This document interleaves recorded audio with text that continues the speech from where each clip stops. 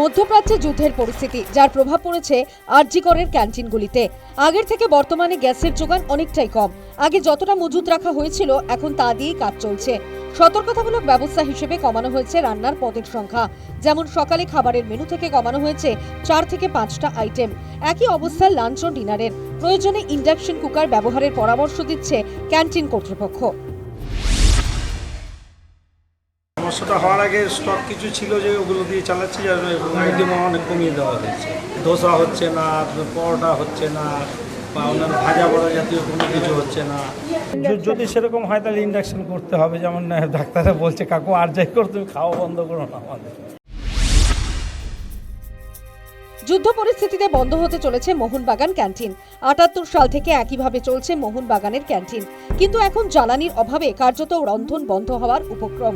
কারণ গ্যাস যা মজুত রয়েছে তা দিয়ে মেরে কেটে ২-৪ দিন চলবে, জানাচ্ছেন ক্যান্টিনের দায়িত্বে থাকা কর্তা।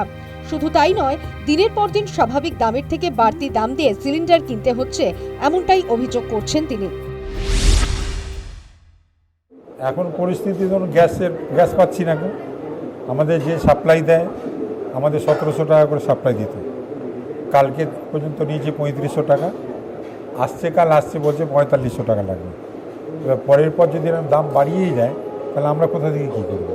আমাদের কাছে স্টক ছিল 2 দিনের, সেটা শেষ হয়ে গেছে। আর একদিন চলবে, চলার পরে এবার যদি অত টাকা দামে যদি পারমিট করতে পারি নেব, তা নাহলে যেরকম সকলের বন্ধ হয়ে যাচ্ছে আমাকেও বন্ধ করে দিতে হবে। পশ্চিম এশিয়ার যুদ্ধের প্রভাব পড়েছে পশ্চিমবঙ্গের মিষ্টি শিল্পেও।